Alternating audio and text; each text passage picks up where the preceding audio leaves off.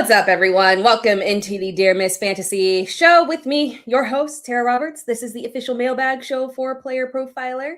It is Wednesday, March 25th, and we are officially less than a month out from the NFL draft. So I thought it would be the perfect time for us to do a rankings update. So we're post free agency. We've got all of those changes in, all the trades and whatnot. And then, go ahead and do the rankings before I have to switch everything up again in just a month because of the draft. But I've got rookies in here too, obviously, aside from the running backs. A lot of these rookies, because I have images. For those of you listening on the podcast, you can either watch the YouTube video to see the images, or you can also just go and watch or look at my entire rankings. It's in my link tree, and then you can find it on the Fantasy Pros rankings as well. So you can find them there. But otherwise, you can just look at them here on the YouTube show. But I've got graphics of our top 24, obviously, with the exception of the running back position. None of those rookies are going to be in there. Obviously, one rookie is in my top 24 running backs. We'll see where I have him ranked as of right now. But we'll talk about, I'll also look and get some deeper rankings for you guys and call out where those guys are, because it's going to be very interesting. Like right off the bat here, in terms of what I'm seeing, last year, my approach to drafts was very robust RB. I thought, we have plenty of options in terms of wide receiver threes that would be able to hit. Tight ends were plentiful. High end options at quarterback were cool. But ultimately, what I wanted to do in the first couple of rounds, really in the first 4 rounds last year, was walk away with 2 running backs right off the bat. So you don't have to worry about it, because there was a clear drop off, a clear cliff where things got a little bit shaky. And obviously that played out kind of exactly as we thought, where the guys that were being drafted in kind of like that RB 20 to 24 range, your David Montgomerys, your Travion Hendersons, your who else was in there? RJ Harvey's, right? They all got drafted super high to be starting running backs right off the bat. And those obviously ended up not being reliable options for the majority of the season there. So robust RB was what ended up working out. So that was really cool. So out of the first 4 rounds, I was always coming out with 2 running backs, which is kind of not my traditional approach. I hate robust RB almost as much as I hate zero RB. I don't like to worry about running backs. I prefer a hero RB strategy right in the middle. That's me, right in the middle of everything. Nothing too extreme, very lukewarm strategies, right? We're not taking things to an extreme. I like a nice hero RB strategy. Start me off with a running back, and then I love to load up on wide receivers. But I had to take a different, I'm very flexible. And if the ADPs and rankings are looking like you have to switch up your draft strategy, I will do that. And I did that last year with going robust RB. We're going to have to switch up again, guys, because as I was going through my rankings and updating them, there were some very clear cliffs, unfortunately, at both running back and wide receiver. So that is going to pose an issue, because the same cliff kind of exists at running back that we had last year. Obviously, there are just different players that are mixed in there now. But unfortunately, that cliff also exists at wide receiver. It gets a wee bit shaky once you get towards that top 20, or towards the end of that top 20. It starts looking like the running backs, where you're sitting there thinking, oh, I don't know how comfortable I feel with all of these guys. So we're going to have to do some creative strategy shifts as well, because nabbing one of those high-end receivers and a high-end running back is going to be critical, and probably getting, maybe taking a little risk at running back, but also locking down a strong wide receiver too, because of that clear, very weird cliff. And we'll show the rankings and we can talk about it, right?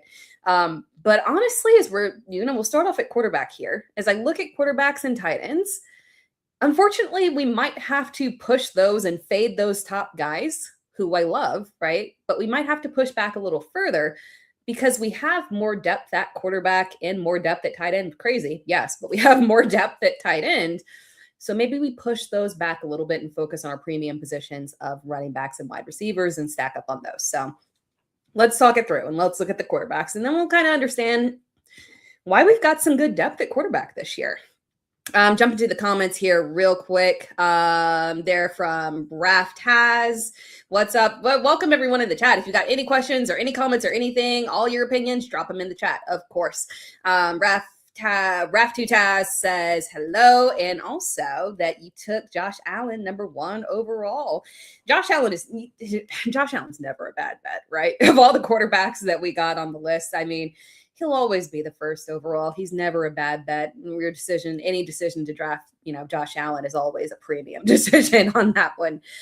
So yeah, Josh, love him. And honestly, I'm rarely one to take first quarterback off the board. But no lie, I did have Josh Allen last year. Very surprising. Very surprising. But hey, value sometimes presents itself. Yeah, trying to take running backs within the first 4 to 5 rounds. Yeah, we're going to have to look at that again.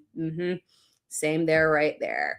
And then Albert Moroccan, what's up in the chat? All right, let's dive in. Show my nice little graphics there. Obviously, let me take off my banner there for you guys. As I always remember, you can't see the full rankings if I show my banner. All right, there. My nice little graphic that I don't make. That is auto-generated. Thank you so much for that. But there we go. Make it full screen so I can see it. All right, we've got obviously Josh Allen right off the bat here.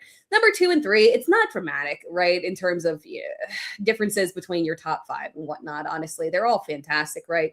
I flip back and forth on Drake May and Lamar Jackson. Drake May, obviously, very deserving of that second overall spot there. And Stephon Diggs exiting, transition to Romeo Doubs. I think it's kind of a wash in terms of I think that Romeo Doubs at this point in his career, it will probably be a more effective wide receiver one than Stephon Diggs was. And Stephon handled volume pretty well and had plenty of receptions. So I don't mind that at all. Obviously, the rushing upside is a plus as well. And obviously, it does seem like New England is very open to an additional wide receiver, whether they're, trying to push for that trade for A.J. Brown or perhaps drafting a wide receiver. They don't draft wide receivers well, so I hope they don't draft a wide receiver. End up with another, no offense, we ended up with another, we're going to draft the fastest guy in the draft and see how that works out. Okay, we'll see. But again, I do think they might add another receiver there, and obviously that can only benefit Drake May. And we do need some offensive line adjustments there. But Lamar Jackson, I do have him just a smidge higher there. One, I do like the transition to Declan Doyle as offensive coordinator. I love that. I think that'll be good. Not that no offense to Todd Monken. I think Todd Monken gave us some awesome years of Lamar Jackson, but fresh minds in there. And obviously Declan is bringing over a very fine system as well. From Chicago. So we feel good about that. Lamar Jackson, when he is healthy, regardless of the team maybe not being the best all year long, even at the beginning of the season when Lamar Jackson was healthy, they were looking shaky as a whole. The defense was looking extremely shaky, although we do expect with Jesse Minter that there will be an improvement on defense, so that should help there. But Lamar Jackson, for all the troubles that the team had, when he was healthy, he was still putting up top 5 numbers. So it's always just a gamble of whether or not he's going to give us a full season. I trust him, and the upside is high enough that he's still a top quarterback for me. After that, we've got Joe Burrow, who ironically has the same issue as Lamar Jackson as well. He's arguably less reliable from a health perspective than Lamar Jackson. But obviously, when you're sitting there throwing to Jamar Chase and T. Higgins, I mean, come on there. And then, of course, their defense is going to be terrible again. So we'll have plenty of volume for Joe Burrow. So very worthy of that top 5. Number 5, Jalen Hurts. I think I'm slightly higher than consensus on this one. Reason for that is that I do expect the offense to bounce back. We'll talk about that with Saquon Barkley. But obviously, we've got to transition to a new offensive coordinator, Sean Mannion. I like him. I feel positive things about Sean Mannion as an offensive coordinator. Mainly because he has played in and come from good systems. So he theoretically should hail from that Kyle Shanahan coaching tree in terms of concept for offensive schemes. So I think that'll be a very good system to bring in there for Jalen Hurts and will benefit Jalen Hurts overall as well. So plus his rushing upside. Last year was just a weird down year from an offensive perspective. So Jalen Hurts still at number 5, expecting the bounce back season here. Jaden Daniels, obviously, we're expecting a bounce back season, and it wasn't just the injury there, unfortunately. There was the second-year regression, but we kind of expected that. We thought that the rushing upside would carry him through over the second-year regression. Sorry if you guys can hear a dog going crazy in the background. Apparently, there's someone trying to get home from work and come into the house and has not moseyed into the house at an appropriate time frame here. So the dog keeps barking. But I don't know if you guys can hear that or not, but it's like ringing in my ear constantly. Ugh. But Jaden Daniels, second-year regression, it did hit him, unfortunately, there before he did suffer that injury. But he wasn't alone in that. We've seen the second-year regressions happen at this point. We just kind of expect them. And I still feel good about Jaden Daniels rushing upside enough to warrant him at number 6. I go back and forth between him and Trevor Lawrence, to be honest. Trevor Lawrence is my number 7 there. Trevor Lawrence, I feel extremely positive about in a probably audacious, ridiculous way. I will be higher. We talk about risers and fallers here. I will be higher on Trevor Lawrence. He is rising in my rankings. He is rising as we speak. He is rising as I think. And obviously, you guys know Trevor Lawrence, I would be, categorized as a stan, but it's not because of that. It's because I truly believe in Liam Cohen. Obviously, what he did with that offense last year, I feel like he took Trevor Lawrence to another level. It took maybe about half a season for him to kind of get his bearings in that offense, right? And obviously had to deal with, bringing along, we had the Travis Hunter developing and going back and forth on offense and defense. Then we had Brian Thomas Jr. with the unfortunate regression there. So the offense wasn't at its peak form, but kind of caught fire and found itself in the back half of the season. Obviously, the emergence of Parker Washington and Jacoby Myers trade was fantastic for him. We finally got really good usage out of Travis Etienne. We'll talk about Travis Etienne in a second too, in terms of his receiving work as well. So overall, Liam Cohen did just a fantastic job with that team. I know we have been bamboozled by Trevor Lawrence in a later half of the season surge before, right? Moved him up in rankings and for him to only be disappointing there.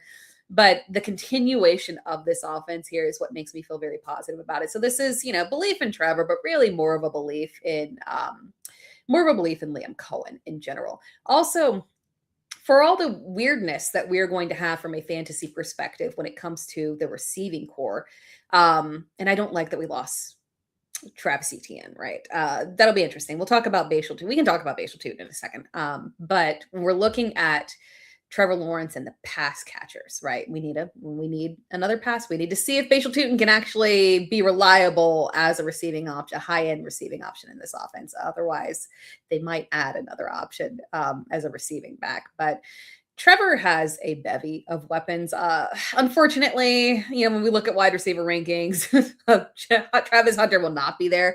He will be nowhere near the top 24. He will not be in the top 50 because it's looking, unfortunately, like he is going to be primarily used on defense. I hate that for dynasty people that drafted him in non-IDP leagues. I did draft him in one dynasty league. It was an IDP league, so I feel okay about that. It's still a little egregious for a second overall pick, but that's our second overall rookie pick in rookie drafts, but still, that's all right.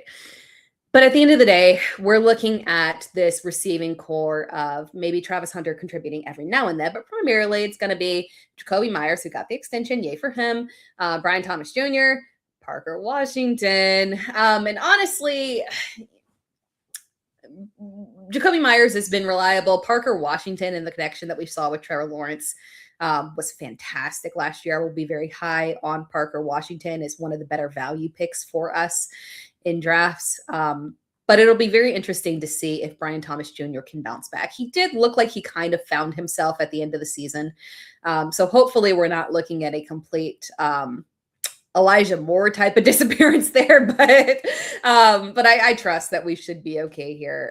It's a well-rounded receiving core. That also does not include Brenton Strange as well. So it's really a deep pass catching group here that Trevor will have to work with. So we feel good about him progressing overall. We saw the uptick in usage of his legs as well. That helps him from a fantasy perspective and what gives him a little bit of an edge here in terms of my ranking. So Trevor Lawrence is someone who I would definitely be higher on than consensus. Justin Herbert at number 8. Again, we're still waiting on the ultimate progression of Justin Herbert to what we originally saw in his rookie season, right?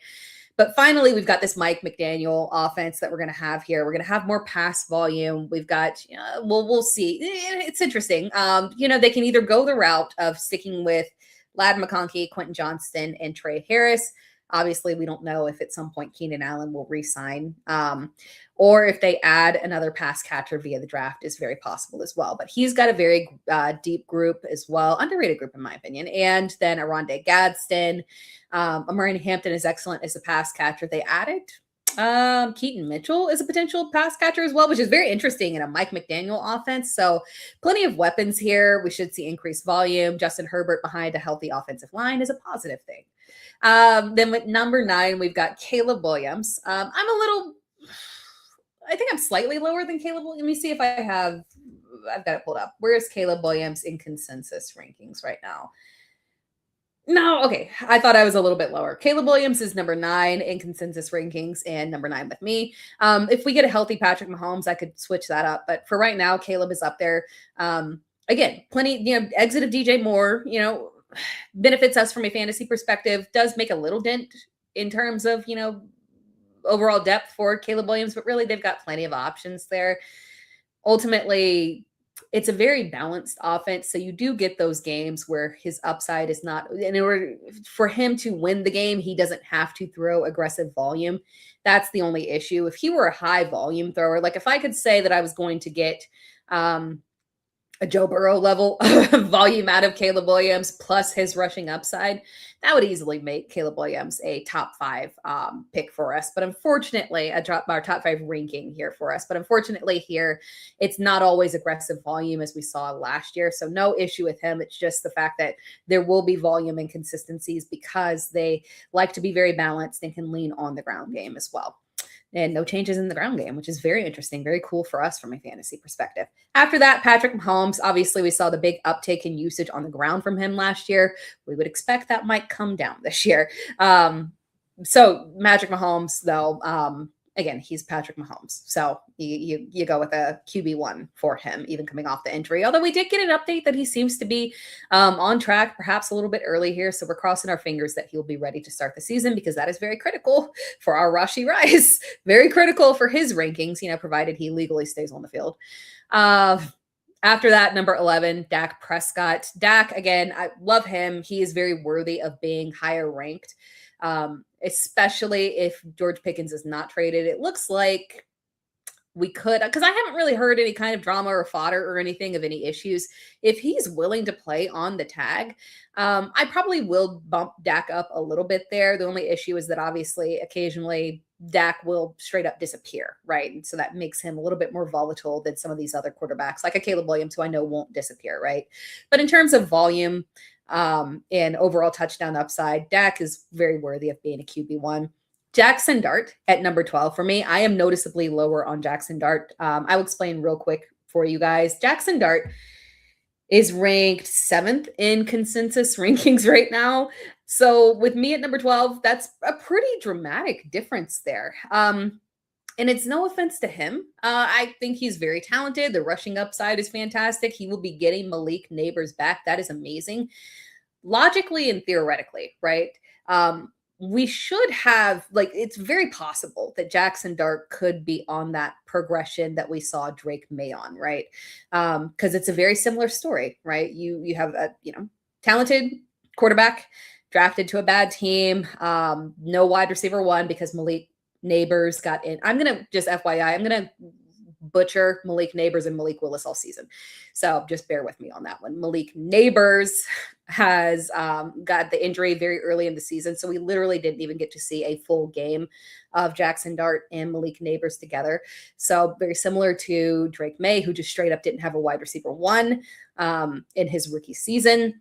Again, offensive line could have been better. Run game was not fantastic for the majority of the season, due to, Cam Scatterbo injury and whatnot. And then just overall, defunct situation of the team as a whole, fired head coach, yada, yada, yada, right? So logically, Jackson Dart does fit into that exact same Drake May mold, whereas I was super cool with drafting Drake May last year because second year regression really only applies to people who had something to regress from, right? So that would have been Bo Nix and Jaden Daniels. Drake May didn't have anything to regress from because he was, pushing from the bottom, right? In terms of his overall team situation. Jackson Dart, same situation. The problem that I have here is that a lot of Drake May's progression, and we laugh at Josh McDaniels and we criticize him as a head coach for sure. Josh McDaniels as a head coach, never, ever, ever, right? But he's a fine offensive coordinator. And obviously he worked very well with Drake May. I think that is the key there in terms of what makes me very skeptical of this Jackson Dart progression to the point where we can trust him as a potential top 6-7 option there. The problem is that we have got Matt Nagy as an offensive coordinator.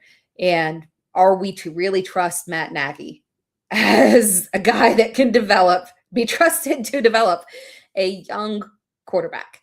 I don't think so. I don't feel positively about it. So if I don't trust Matt Nagy to be consistent, and I won't say it won't be a disaster, but if I don't trust Matt Nagy to truly develop Jackson Dart from a pass perspective, right, then I can't put him up ahead of guys like Justin Herbert or Caleb Williams. I can't logically do that, right? I could move Jackson Dart because of the rushing upside above a Dak Prescott or a Patrick Mahomes because of the injury, but that's my cutoff right there. I can't trust him above guys that I know can put up volume, have stable volume, and have good coaching situations. That's the difference there. And the problem is that, if you look at a team that has, offensive coordinator struggles, right? Occasionally you will see a situation where, okay, like me as a head coach, I'm just going to take over play calling.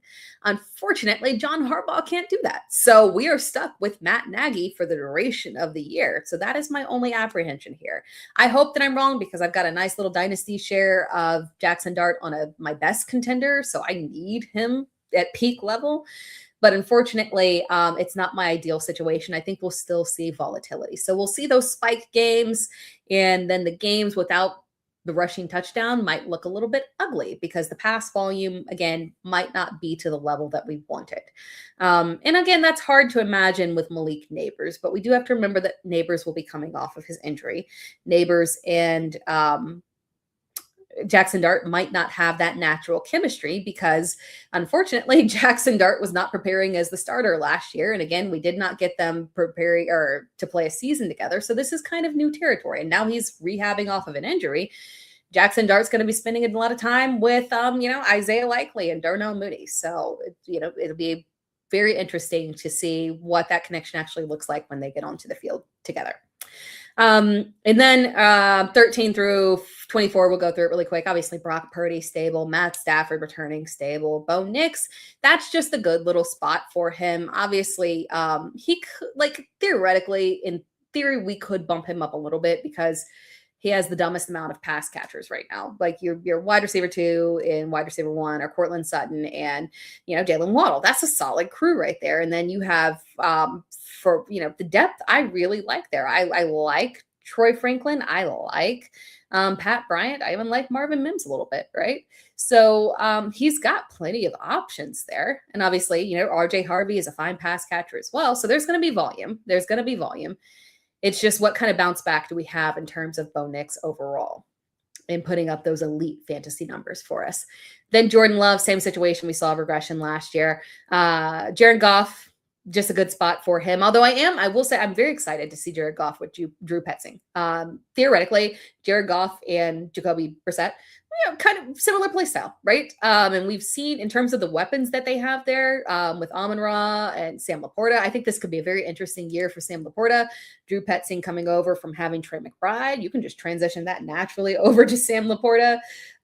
So this will be really good. I think we'll see, because the Detroit offense was a little off last year on occasion, which makes sense. You lose your offensive coordinator, and unfortunately, that got you there and really turned the offense around, and then you have a little bit of regression there. So we'll get a little bit of life injected back into this Detroit offense. After that, Tyler Shuck, I love him. Again, we got to be, a little bit apprehensive because, again, second-year regression. He actually did show very well in the second half of the season once he finally became the starter. But at rushing upside, assuming we're also going to get a weapon drafted there as a wide receiver too. So all positive things for him. Malik Willis there. That is one that Arguably, I could raise up a little bit higher, probably as we hit into draft season, because of the rushing upside that he has. Again, like I think I talked about it last week, or at the very least in one of my short videos. When we're looking at Malik Willis, based off of our very tiny sample size, right? Based off of that, we should be expecting 40 yards a game, just as period, as a baseline with Malik Willis. Logically, we should be getting a solid 4 fantasy points as a rushing upside, period, with yardage. And then the possibility of rushing touchdowns as well. It's just that the receiving core is non-existent. So we do need to figure out who exactly they're drafting there and verify that that player is not going to be a bust and that system is going to work out. And so I want to see Malik Willis live in action with whoever his wide receiver 1 is going to be, assuming that person is the 11th overall pick right there, just to see how that chemistry meshes, because I need him to have a solid wide receiver 1 in order to raise him up comfortably above a guy like Jared Goff. Then we've got Jacoby Brissett. Jacoby Brissett, you guys know I love him, our volume king. Jacoby Brissett, then Kyler Murray. That's a tentative spot right there. Honestly, probably won't move it up too much. I am assuming that he is going to beat out poor JJ McCarthy there. Honestly, ironically, guys, I have a dynasty team where I have both Kyler Murray and JJ McCarthy. So I'm kind of like, I wasn't using either one of them last year for obvious reasons. And so now one of them will win out here. And I'm like, okay, well, Justin Jefferson, Jordan Addison, let's make it work. let's get it done. And then Baker Mayfield, CJ Stroud, and then Sam Darnold rounding it out there. And then obviously we've got a ton of guys that are in shifty quarterback situations. We got to figure out who exactly is the starter. Who's the Cleveland starter? Is it going to remain Shedeur? Obviously, the guys after this would be like Cam Wards and whatnot that are stable options. Does Aaron Rodgers return? And do we draft him? Obviously not into the top 20 or anything like that, but we'll see where he raises him. I'm going to jump now out of these rankings and jump to the comments to see what you guys have here. Yep, sadly. JPT, Matt Nagy is not good for Dart. I hate it. I like Jackson Dart. I want the best for him. I want the best for all of our young quarterbacks. Obviously, as I am a Trevor Lawrence fan, there is nothing worse than these young quarterbacks going into the league into situations where you have just poor coaching situations. The audacity of being drafted into these situations where they don't have somebody that can coach them up, which is, hey, for what it's worth, that's why we should feel a little bit more positive about Fernando Mendoza actually getting a good offensive-minded head coach. Thank goodness for him.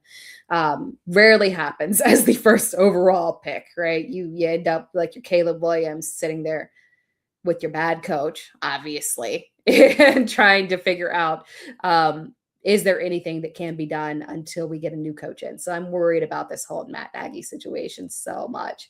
Shout out in the chat to Bob Harris. Thank you for joining, Bob. I missed Bob. I miss my Sirius XM chats with Bob. Those are always fun. So shout out to Bob Harris. JPT Hertz seems high. Take away the tush push. I can never say that. His passing and run ability has significantly dropped the past 2 years. He has gone from QB3 to 8, now to 10 on keep trade cut. I don't disagree with the skepticism there. I don't disagree with it. If I could trust Jaden, his number 5 ranking is more of a trust thing. I know for sure he will get me a full top 10 season. Can I trust Jaden Daniels to do that? I don't know if I can. It's a little bit sketchy, right? This could very well go the CJ Stroud route. For what it's worth, I think he's going to bounce back, but it is entirely possible it goes the CJ Stroud route, right? Trevor Lawrence, again, I spoke very positively of him. Could I draft Trevor Lawrence over Jalen Hurts? Kind of the same situation of, do we trust Trevor Lawrence to, overall carry that same progression that he had through?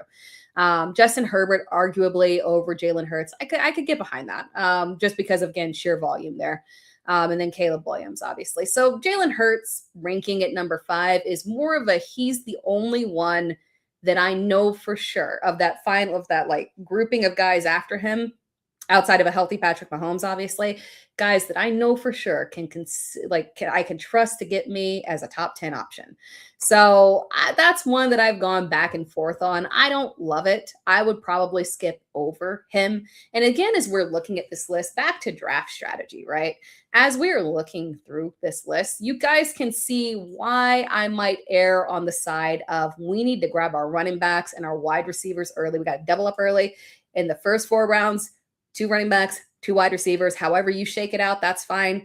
But we need to come out solid there. And after that, we can dive into our quarterbacks because there's nothing wrong with waiting and getting a Dak Prescott. As Miles Logan said, Dak airing it out again this season, right?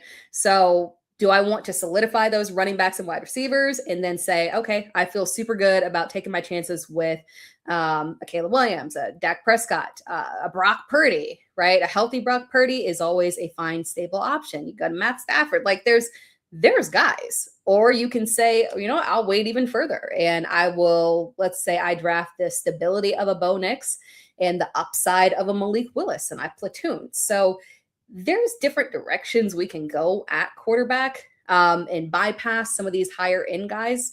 So, with you, JPT on that one, 9 times out of 10 this season, unless we're maybe looking at Superflex, am I going to draft Jalen Hurts at number 5? I'm probably going to pass it up and go with some of the later guys. But my number 5 ranking for him there is just because he is purely one of the more stable options there. But for what it's worth, again, I do really like Sean Mannion, which I know feels weird. Obviously I'm a Packers fan, but he is well thought of from everything that I've seen. He is very well thought of in the league. He has been in excellent systems.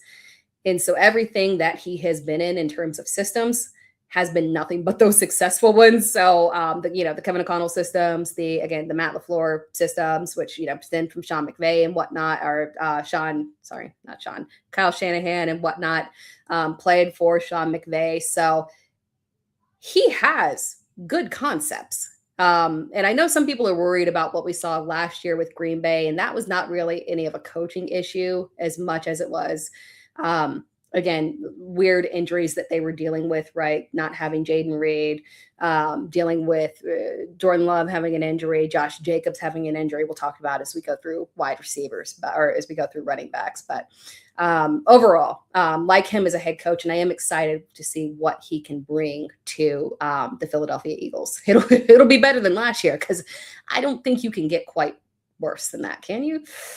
I don't think so. We'll talk about that. We'll talk about that, though, as we talk about Saquon Barkley when we get to the running backs here in a second. From leaving, good question here. I'm going to go back through here to make sure, get a couple of these things, comments that I miss here. But from leaving, where's Tua with the laughing emoji? Tua, for what it's worth, I am giving the deference ranking higher to Michael Penix right now, but they're the same player to me. Tua is Tua's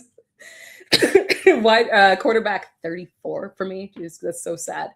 I don't want any piece of that, and I hate that. Right? I mean, we've talked about we've talked about it a lot in my videos.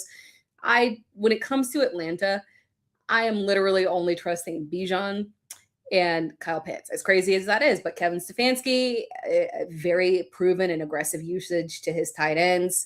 So it feels like it's going to be a Kyle Pitts season, and we're getting good value at his ADP. I'm in on that. Like, if we're looking at the ADP, it's going to be a very nice mid-round pick. Don't have to reach it all. So I think that's a fine one as well.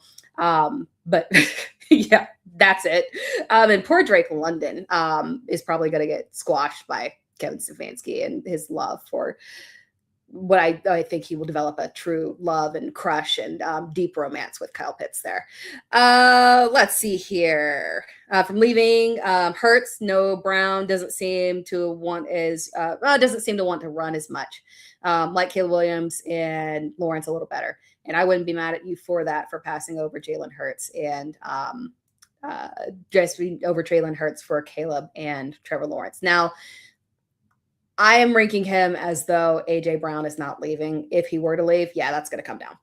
But at the same time, just know if they were to let go of AJ Brown and I would think it would happen like right before the draft or maybe during the draft if they did that, they would be doing so to draft a receiver. So there would be another weapon that would be added, and probably another more motivated weapon that would be added. Let's see here. Make sure I got all the comments from Linswell. Agree with your list somewhat, but replace Jackson Dart at 12 with Sam Darnold at 24. Ooh, that's spicy. Jackson Dart is a good player, but he needs to be groomed. Dart spent more time in the blue tent than on the medical field. That's a spicy take. I'm not mad at it. The rushing upside for he needs to be more groomed, and then that comes down to the Matt Nagy issue that we know that Matt Nagy cannot develop a quarterback. I hate that. Like it was one of the most illogical hirings, right? Doesn't make a ton of sense to me. Maybe Harbaugh knows something I don't. I mean, he's a better NFL coach than me, right?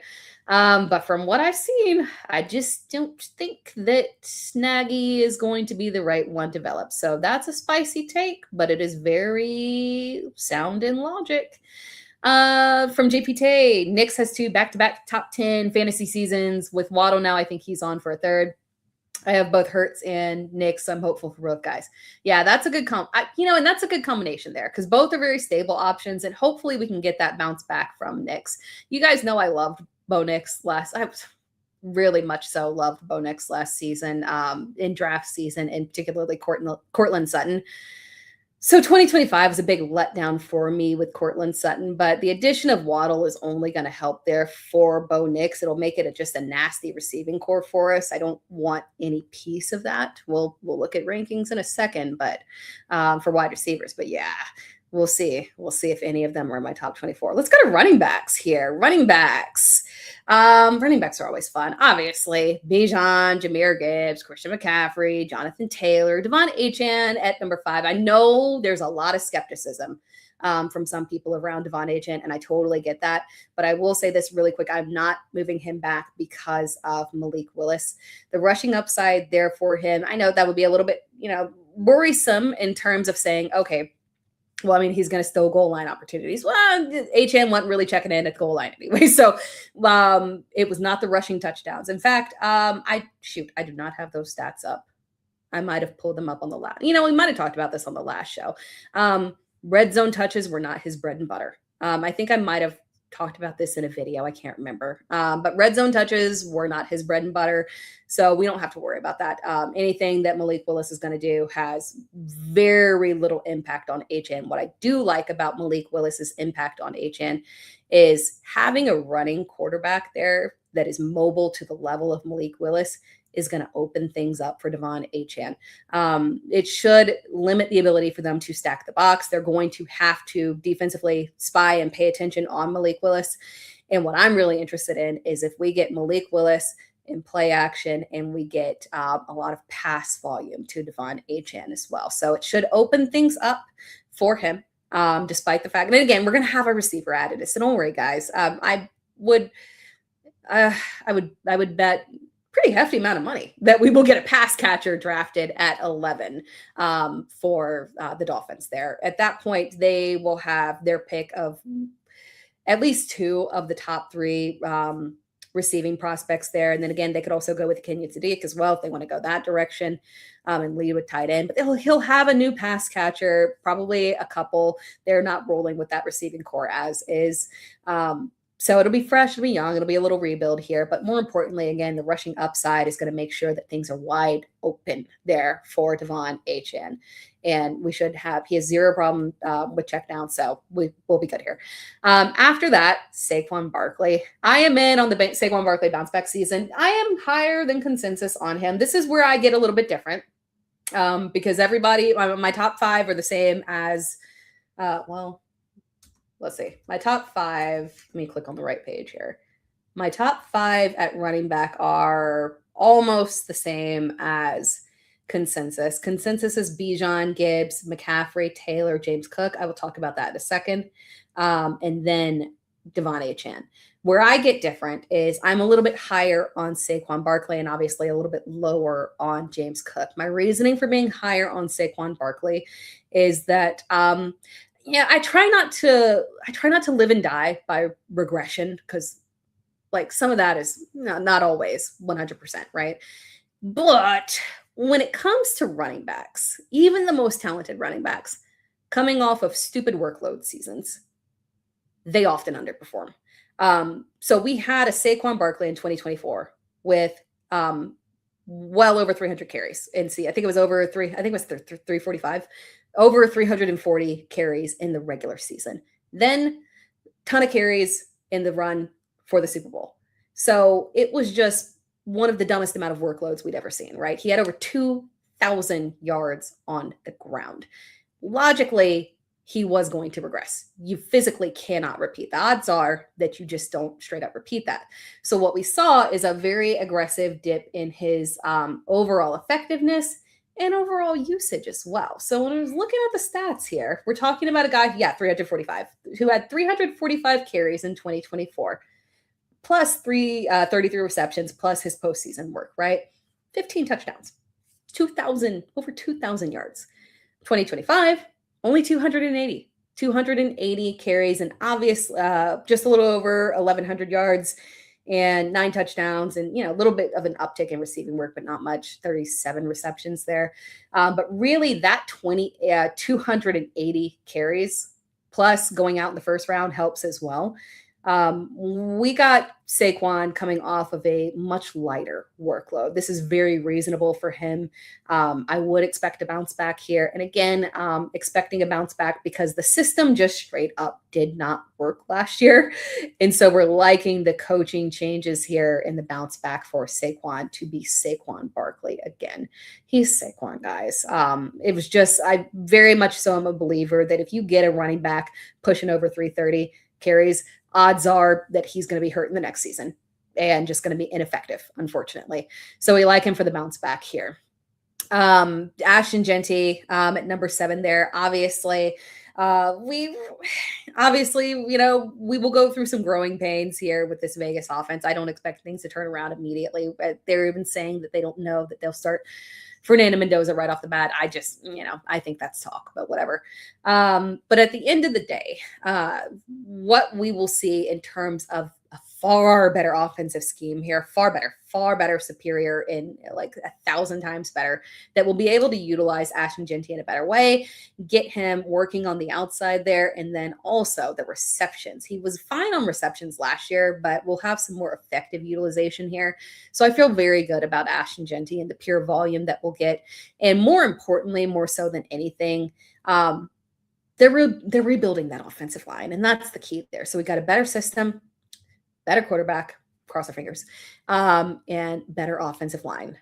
Just the system and offensive line are enough for us to say, okay, we're good. We're good on Ashton Jeanty, and we feel like much more positive because nobody could run in that offense last year, unfortunately. After that, we've got James Cook at number 8 here for people that are not, again, podcast reminder, you can always go to Fantasy Pros Rankers. So you can always go to the Fantasy Pros rankings and click my name somewhere. I don't know exactly where, but in my link tree, I link it as well. If you want to see these all out, the entirety of my draft rankings. But James Cook at number 8, I've bumped him back a little bit. And I hate to do that because I do trust James Cook. At this point, there's no reason to fade James Cook because of Josh Allen. We have got multiple seasons here where it is very clear that James Cook will get his from a touchdown perspective alongside Josh Allen doing whatever he wants. So that is not an issue. I'm not concerned that we're going to see an increase in pass volume. I don't, the addition of DJ Moore is fantastic for the team. I don't think it's fantastic for us from a fantasy perspective. I don't think we're going to see an aggressive offensive philosophy change because Joe Brady has, run the system for a while now and it's been successful for them. So I don't think they will change it. But when we're looking at James Cook, he falls into that unfortunate Saquon Barkley category of, and not to the same extent, right? Not nearly to the same extent of usage.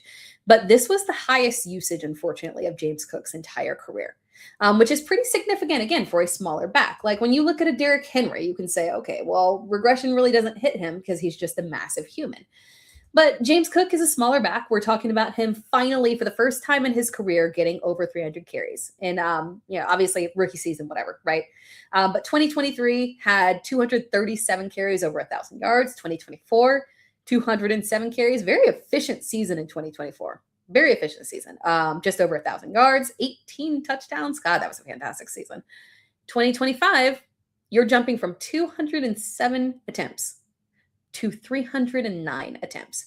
309 is not super aggressive in my mind for like if you were to say a Bijan Robinson had 309 attempts. I'm like, whatever. Saquon had 309 attempts. It's just over 300. It's not that big of a deal. If we were pushing 350, that's a problem. But 300 for a back, James Cook's size, does make me a little concerned that we might see that same logical regression. But he's kind of right on the edge here. So I'm not going to discount him too much and fade him because 300 is still very manageable. And it's not as if he had a ton of receiving work, only 33 receptions. But at the same time, we should just be a little aware that we could see a little bit slightly less efficient version of him. So just keep that in mind. So that's why I have him a little bit lower than consensus. So a couple spots further back. After that, I have Josh Jacobs. I feel good about Josh Jacobs in the same way that I feel about Saquon Barkley. Josh Jacobs is another person, unfortunately. And when it comes to Josh Jacobs, and let me see where Josh is in consensus, because I think I have him as my RB9. Consensus has him as RB13. And I think a lot of that skepticism comes because you could argue, because he is 28, that what we saw last year was regression in terms of age. And I don't think that's what it was. We've seen this before with Josh Jacobs. Josh Jacobs in 2022 in Vegas had 340 carries plus a stupid amount of receiving work, 53 receptions. That was a beautiful year. Beautiful year. RB1 year. But when we're looking at that, right after that aggressive 340 carries season, he came down and had a god-awful, his worst season of his career, averaged 3.5 yards per carry, just 800 yards, was dealing with injuries off and on the entire season. It was ugly. It was nasty. We hated it. But obviously, that was a usage regression situation, right? It's just kind of predictable in that way. 2024 goes to Green Bay, bounces back, over 300 carries, decent receiving work. And then unfortunately, 2025, another regression, right? Crossed over that 300 carry mark. Again, bump up in usage. He had 16 touchdowns, so a lot of harder yardage as well. And unfortunately, it just wears and tear on you, and you see it in the following season. So he didn't look like his same efficient self. And it really more so showed as the season went on. At the beginning of the season, it was the easiest anytime touchdown bet. Was Josh Jacobs getting a touchdown? Yep. Check. Every single week, just touchdown after touchdown, very reliable. Then he started dealing with the injury, was playing through an injury. So if you're looking at his stats and saying he only had, under 900 yards, 234 carries. It was an ugly year, 15 games. You should have had theoretically more than that. Well, unfortunately, a lot of those games he was playing through an injury. The Packers were trying to make a playoff push right there, competing with, Chicago and Detroit. They were trying to make sure that they were the second in that division. And Josh Jacobs played through the injury very admirably, took one for the team, surprisingly, because, sometimes added, care with Josh Jacobs can be a little questionable. But really, you saw the level of effort that he put in to be on the field. And really, he probably should have sat through the majority of that injury. But he was trying to be out there, and there were games where literally he would play, made it like 4 carries, and then sat the rest of the way, unfortunately. So just not a good situation here. So a healthy version off of limited usage just screams bounce back there. So I do still like Josh Jacobs as a top 10 back. After that, Kenneth Walker. I think that's a good spot to have him for right now. We don't want to be too aggressive on him. Obviously, I do believe that he'll be utilized as a 3-down back. He was paid 3-down back money by Kansas City. I do believe he'll be used as a 3-down back. We'll have to see how this recovery goes for Patrick Mahomes, but that should theoretically benefit Kenneth Walker because that can hopefully limit some of that rushing upside that Mahomes had, because Mahomes ran at an aggressive, like a ridiculous clip last season. So we should see some of that come off and go to Kenneth Walker there. So we feel good about that. And then with Patrick Mahomes' threat as a quarterback here, it'll be a very different situation than Seattle. Like Kenneth Walker was effective in Seattle, but we can't deny that it's a lot easier to stack the box against Sam Darnold than it is against Patrick Mahomes, right? So we should see a little bit more open space for Kenneth Walker. So I think 10 is a very fine spot for him. Amarian Hampton at number 11. I'm a little bit lower I believe, on him than consensus. Let me double check here. Oh, I just messed up my stuff. Consensus has Amari Hampton at 8. I have him at 11. So that's not that bad. 3 spots there. Not really aggressive there. My only concern here is that I feel positive about the offense as a whole. We talked about this with what's his name? With with Justin Herbert. Feel positive about the offense as a whole under Mike McDaniel. But I do want to hear more from them in terms of philosophy on how this backfield will work, because it is entirely possible that there's another back that contributes from a receiving perspective. Marion Hampton, very capable receiver, did well after the catch, in my opinion. I don't have the stats for it up, but I would trust him as a 3-down back. I just need verification that they're not going to be using a change of pace back a little bit more than I would like to see there for me to bump him up into the top 10. So that's my only apprehension there. Chase Brown sitting pretty at number 12. Just a really nice, good spot for him. He continues to have no competition. We'll see if they, draft a running back. But at this point, we've got ample evidence that they trust him. They've no coaching changes, so they trust him. As the clear RB1 there. They're 3-down back. Derrick Henry, Derrick Henry is Derrick Henry. Hopefully we see a little more life from this offense. And with Lamar Jackson, if you look at Derrick Henry's stats last season, it was not a Derrick Henry falling off situation. The Ravens were just bad, and we know for a fact that Derrick Henry just becomes fantasy irrelevant when the team is playing from behind. So if your team is bad and struggling and you're playing from behind, it neutralizes Derrick Henry, unfortunately. So healthy Lamar Jackson, change in coaching staff. So get a bounce back here, get the team back on track and competitive. All things will be good for Derrick Henry. After that, Travis Etienne, I am going to be higher than. I can't figure out because right now his consensus ranking is RB 19, which is a bit peculiar for me, because that would make him that would mean that we are drafting guys like Kyron Williams, Bucky Irving over him. Javonte, I can understand, right? We'll see about Jeremiah Love. And Breece Hall. That's a lot of faith in terms of the bounce back there for the Jets. Travis Etienne is a very safe high-end RB2 for me. When we're looking at that New Orleans offense, I think the skepticism that people have in terms of Travis Etienne is the fact that, unfortunately, there's this view of the run game and how ineffective it was last year. And some of that obviously was Kamara going off a cliff, right? But also there was some weird usage. We did not really see very little effective utilization of Alvin Kamara as a receiver. And we did see a little bit of a change as we got some of those Devin Neals and whatnot in there. But at the end of the day, that was mildly concerning. But again, you have to consider that you were dealing with a clearly regressed, unfortunately, Alvin Kamara, and then arguably having to start a lot of running backs that, you could say are just practice squad guys, right? So Travis Etienne, 3-down back in an offense that was moving forward very well with Tyler Shuck. We know that Kellen Moore is a good coach.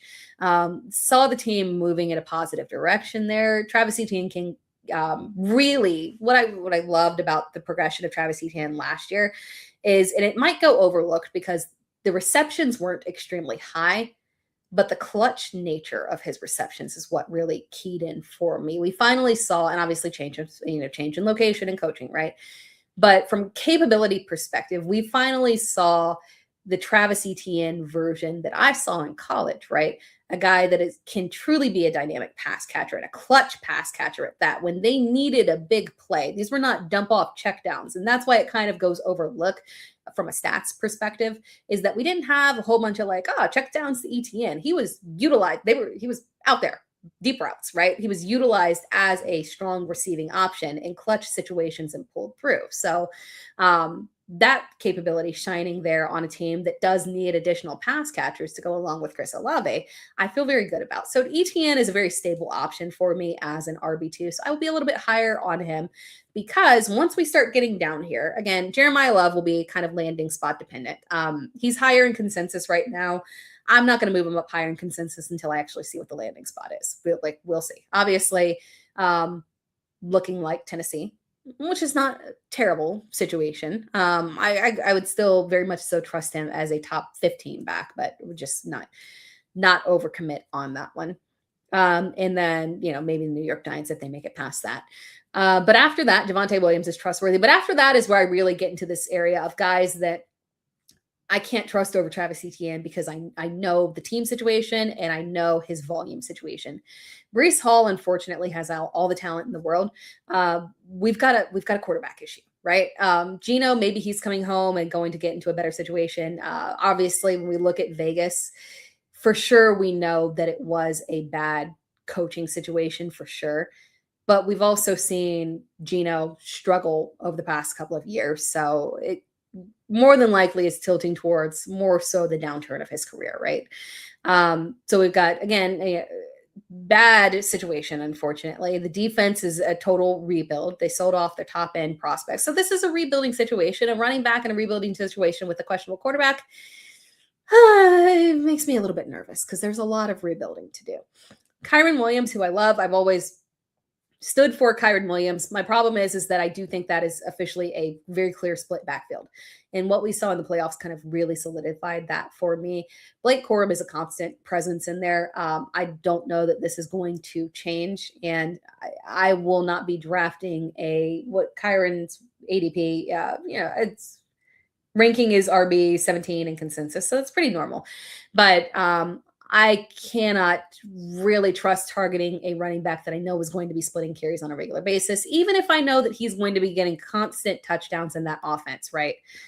Still, it just kind of caps your upside. So you're like, okay, cool. I can get a ceiling of 15 points and a floor of 10 points. But the oftentimes of you getting well above 20 is going to be a little bit of a problem there when you're splitting carries. After that, again, Bucky Irving, that is another one. That one is the most perplexing to me. I cannot and will not, under any circumstance, draft Bucky Irving over Travis Etienne. Sadly. And I hate that for him, but we'll have offensive coaching changes, obviously. But we saw, and I do think, maybe this changes with coaching, but philosophically, we've seen this kind of progressing in this way. Bucky Irving with the addition of additional backs, right? And them signing Kenneth Gainwell, who is arguably one of the most prolific pass catching backs in the league, right? And really just extremely trustworthy third down back, extremely trustworthy. It seems like they are clearly having him take over that Rachaad White role, and he is a far better version of Rachaad White. Sorry. He is. So I don't like that. They retained Sean Tucker, who is not fantasy relevant for us on a consistent basis, but has been effective at the goal line. So, we saw the increased usage of Sean Tucker. So it's a lot of bodies back there with Bucky Irving. So to trust him as the 3-down back there is a little bit worrisome for me. After that, David Montgomery, again, I do think that he's going to take on that Houston role as a 3-down back with a little bit of contributions from Woody Marks. After that, Bhayshul Tuten, I will need to see his ranking will be adjusted after the draft. I need to see what they do in terms of adding a running back. If they add a running back that has a higher receiving profile, that will worry me because Bhayshul Tuten was primarily utilized on the ground and as a goal line back, and he was very successful in that end, but they really did not incorporate him into the pass game. We know he can pass catch. We don't know how much they trust him as a blocker and as a receiver to the extent that they trusted Travis Etienne. So I need to see what type of running back they draft because I don't. Chris Rodriguez is not a threat. That's a duplication, and Bhayshul Tuten is a better version. I need to see if they add a pass catcher there through the backfield. After that, DeAndre Swift, again, the split there with Kyle Monangai, but there's enough volume to where you can arguably say he's low-end RB2. Travion Henderson does make me uncomfortable. Unfortunately, I don't want him ranked that high, but there's nothing that you can do about that because after that, you get into your injury situations with your Quinshawn Judkins, your Cam Scatterbo. You get into your split backfields with RJ Harvey and J.K. Dobbins, Jalen Warren and Rico Dowdle. What else is there? Chuba Hubbard, you can't trust him to be an RB1. Carolina clearly is not, can't be trustworthy in terms of leaning on one running back throughout the entire season. That's very, very clear at this point. They no loyalty at the running back position for Carolina, unfortunately. So Travion Henderson's ranking there is really just a last call for talent, a last call for someone who has upside and could theoretically push through as an RB1 potentially if all things go right. Jumping back to the comments here. From Black Lion, and I see we're like running out on time. I'll have to do wide receivers and tight ends on the next show, which is fine because we got a ton to talk about at wide receiver, ton to talk about, right? Because that is the position I'm worried about. Once you get outside like that top, once you get outside T. Higgins, things start to look a little sketchy. But Cam Scattaboo is ranked right now for me at he is consensus RB21, and he is ranked for me as RB20. Come on. 26. And that is because, one, I need to get past the draft and verify that, if the Titans do skip over Jeremiah Love, will the Giants make that? There was smoke around that being a possibility. So I would not put it past them. I need to get past them drafting an additional running back. And then I also want to see the progression there in terms of that injury. Because occasionally you come off of those types of injuries and, the surgery was, a little bit weird and you don't come back running the same you were. So I want to see him on the field and in action. And I also want to verify that they bypass a running back that can take over. From leaving, it's early, but Swift going to be a starter? I think so. I think Swift will be the starter. At this point, we made it through enough a season where I trust that. The problem is that clearly Kyle Monangai is going to be a presence in the backfield. So it caps his upside. So he's worthy of a low-end RB2, but I can't push further than that because there will be days where he, gets 18 fantasy points, and then there will be days where it's like, I don't know, 5, unfortunately. Just because of the nature of the backfield. Let's see here. From Josh Hizzle, Bucky and my 103. Bucky and my 103 in Superflex for Lamar. Already have May, T-Law, and Field. Yeah, but your RBs are Genty and a bunch of hopefuls. I'm okay with that. I think that's an effective way to bail out on Bucky. Again, I just talked about him, the skepticism of the upside that he offers. And again, the years are creeping up in terms of, I don't have my 2027 free. Let me look at Bucky Irving contract. Bucky is through 2027. Okay. So we have one more year, but that's good because that will allow you to get out just like slightly early there. Especially if there's the potential of them maybe investing, which I don't think they'll invest in a running back this year, but, maybe bail out and capitalize while you can. So I don't, especially in this draft, 103 in this class, right? I think that's a perfectly fine trade for Superflex because, again, you'll be very deep with Lamar, Drake May, and Trevor Lawrence, but you do have to account for Fields being null and void now. So I'm okay with that. From Lindell Wells, putting Ashton Genty in top 10 is nasty work. King Henry, Breece Hall, Kyron Williams are rolling over in their bets at this list. Genty is nice, but wrong team. Genty is volume. Now, granted, again, we've got Mike McDonald coming over, obviously from a 2-back system, right? But they will have, there's no one really on roster. So I would assume that they might draft maybe around 5 or so running back to play off of or, spell Ashton Genty because there's only so much volume you can give. But at the end of the day, volume is volume. And the only person that I could arguably place above him would be King Henry based off volume. But with Breece Hall, the team situation is just, Raiders situation is looking up. Breece is coming into a situation that looks like it might just be repeating what the Raiders did. Unfortunately, they might be going for that first overall pick. And we saw how playing alongside Geno Smith worked out last year for Genty. So I don't feel good about that for Breece Hall, sadly. And then Kyron, unfortunately, the split workload. Very stable running back. Trustworthy, RB2, not an issue. but the upside is capped, unfortunately, because the presence of Blake Corum is not going anywhere. The playoff run showed us that sadly, it's both of them contributing on a very consistent basis there. And then Josh Blicka with the follow-up, or Josh B. Hizzle with the follow-up. So the trade for, what was it? The Bucky and the 103 for Lamar, or try to bundle the 103 and Bucky for the 101. No, I would, that's tough because you could just go with, well, I mean, it depends on, I don't mind, especially, it depends on the scoring of your super flex league, right? As long as the scoring is such that QB2 is incredibly critical. I don't mind you going 3 deep with having Lamar there as well. Because, I mean, you could trade it for the 101. But at the end of the day, I think that Superflex wise, going ahead and making that investment into Lamar makes a lot of sense there. And I think the price is right. So I'm okay with that trade. I don't think maybe flipping for the 101, there's inherent risk.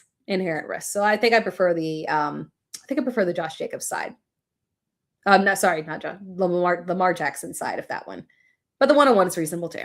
And then Miles Logan had massive usage this past season.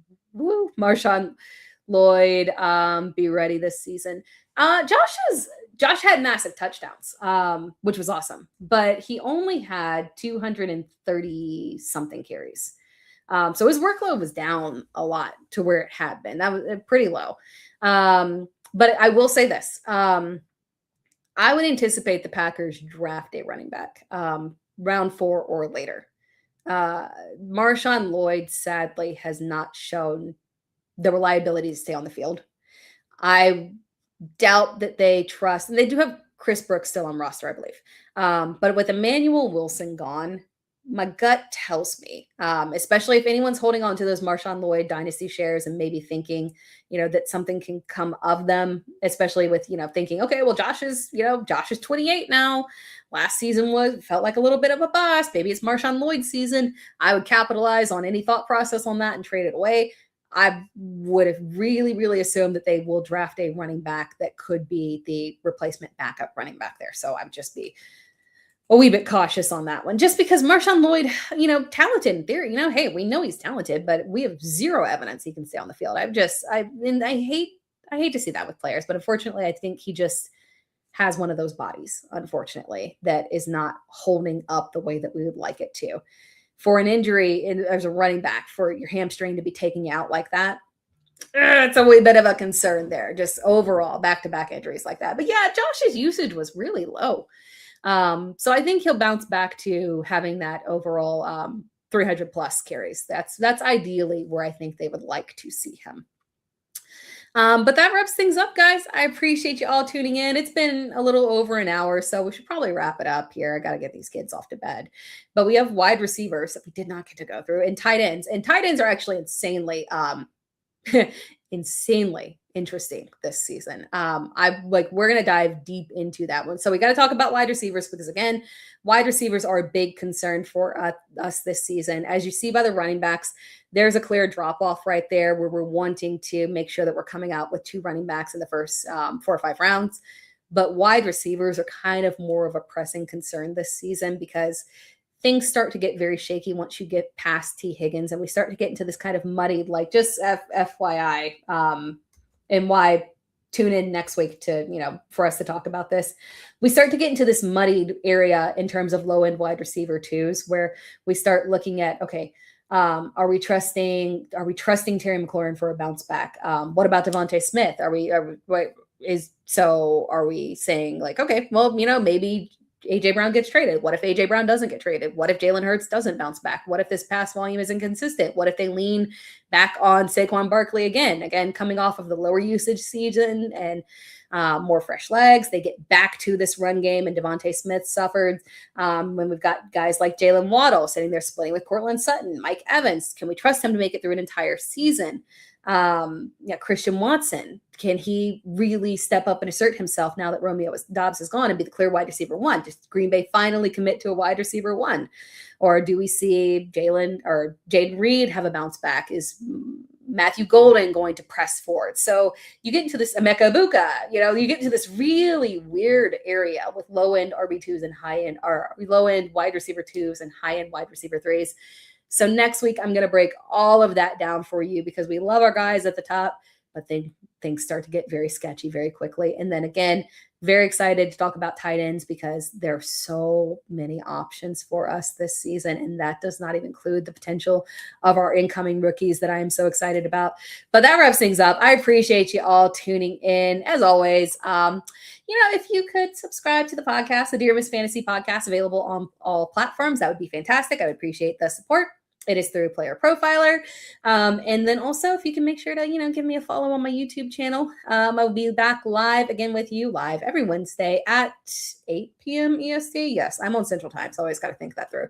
8 p.m. EST. And then, of course, I'm dropping videos for you on my YouTube channel all week. But appreciate you all tuning in. We'll talk to you again next week.